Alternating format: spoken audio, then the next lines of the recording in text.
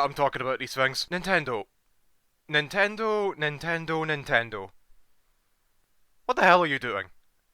Not really. What the hell are you doing? What are these? What are these? I hate these. I don't like these. And I'm going to tell you why I hate these. So, the Nintendo Direct Partner Showcase happened, and while it wasn't really a big normal Direct, I didn't really care, because I find Partner Showcases kind of fun.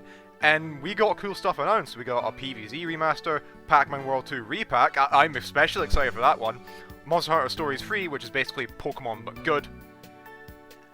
Oh, and Persona 3 Reload is coming to the Switch too. I heard nothing but good things about that. But then I thought to myself, oh god, these games are all third party. Surely they can't be on game keycards, right? But then the Direct ended and... Oh, man! The Adventures of Elliot is a game keycard. Persona 3 is a game keycard. Dragon Ball Sparking Zero is a game keycard. Even... Pac-Man is a game keycard. Pac-Man! You're probably confused why I and many other people hate this system so much, so I'll try to explain it for you. So with game keycards, you put the card into the Switch 2 and you download the data from the eShop. There's practically nothing on these cards other than a license, and when the server is eventually shut down, like decades later, these things will probably be rendered useless. And in case you haven't figured it out yet, this is awful for game preservation. Oh, but PlayStation and Xbox have been doing this for years. You're just hating on Nintendo just because you want to appeal to the grift. Please stop. You're a grifter. You should be hanged for. Are you stupid? Do you have worms for brains, you utter uber shittle? Aside from more recent examples like Doom the Dark Ages and Indiana Jones and the Great Circle, Xbox and PlayStation games more often than not had data in the disc. And you probably didn't even need internet to put the data in the console, because there's a difference between copying the data versus downloading the license of a game from the internet. And yeah, I know, they're reusable, you can share them with a friend, you can probably sell them to your local game, I don't know. But I'd rather give actual physical games to them because not everyone has super fast internet, because some of those file sizes...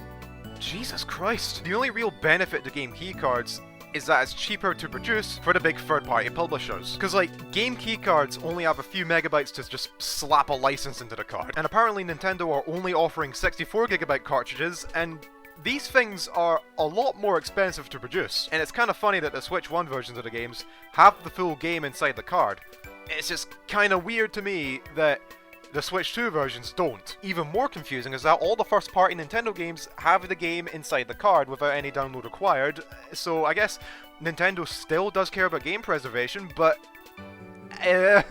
what? Again, I beg to ask the question, what's the point in having game keycards? This problem could have been easily solved if Nintendo just gave third-party developers more options, and if the game exceeds the file size, then maybe a game keycard would be necessary. However, I also find it weird how some developers are still opting for the download code in a box over keycards, which...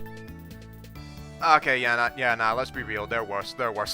However, there is a light at the end of the tunnel. There are indeed third-party publishers that are saying no to the game keycards. CD Projekt Red have managed to put Cyberpunk 2077 and its DLC into a 64GB cartridge, and I gotta applaud them for that. Massive props to CD Projekt Red, everyone. Big win for game preservation, boys. And even Sega are turning their back on them.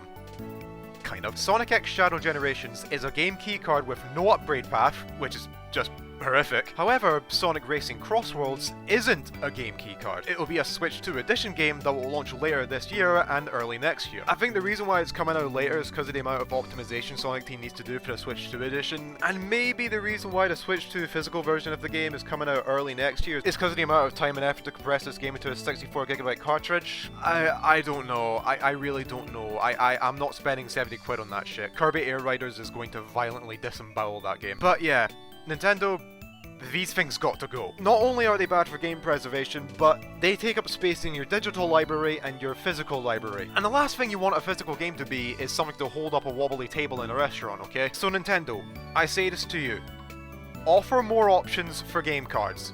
Ditch game keycards altogether, and make sure third parties have a better time getting games on the card. That way you'll actually care for physical game preservation. Because this, I hate them. I really do hate them. And everyone else hates them too, so please, get rid of game keycards, offer more options, and make sure we stop whinging, okay? Alright, that's all. That's all I gotta say. See ya.